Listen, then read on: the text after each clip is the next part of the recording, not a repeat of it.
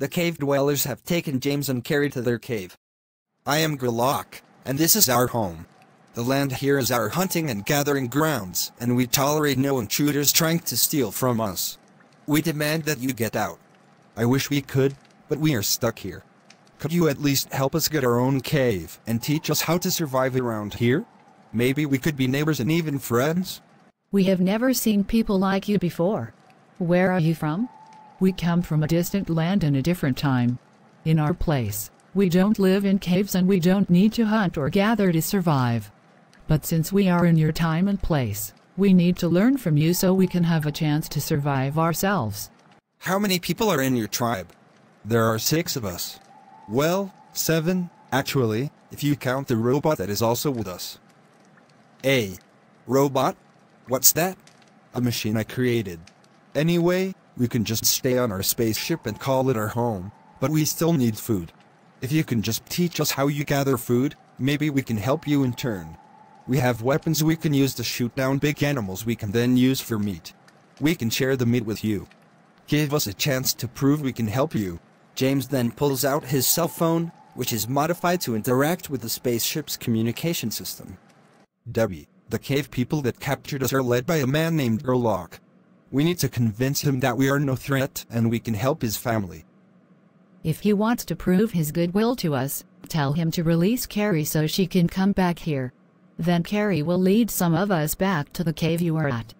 Jen, take Carrie to the outside of the cave and release her. I'd better not regret this.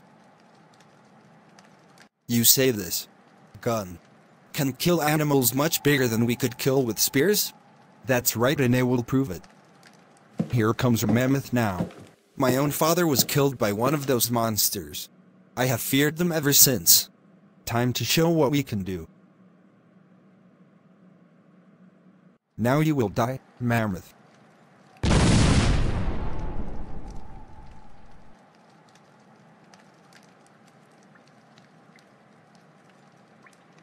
That will be enough meat for all of us to feast on for several days. You have proven you can be trusted to help us, so we will help you in return. Mac and Jen, get the knives so we can start cutting out the meat to share with our new friends.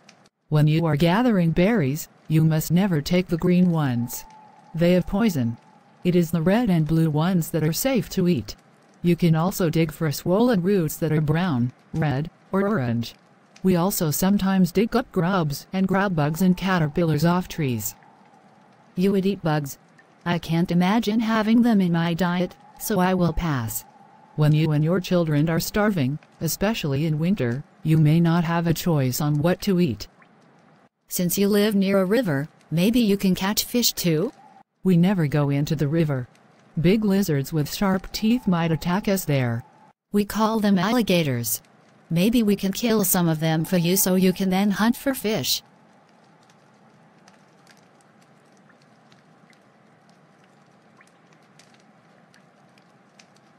I never dreamed we could eat fresh meat from such an animal. Yes, and it's so good. These people are so powerful. Maybe the sun god sent them to help us? You worship the sun? To us, it is just something in the sky. My uncle Jonathan and Aunt Tara are sun worshippers. It may seem primitive, but it is also practical, since the sun is known to be the source of light and heat we all depend on.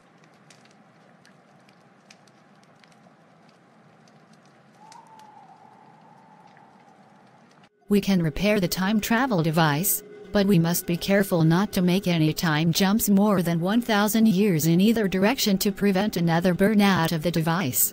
So we would have to make 100 time jumps to return home. That sucks. Before we go, we can team up with Gerlach and his family to gather a lot more food and kill more large animals for meat to store on our ship. Sure, let's do that.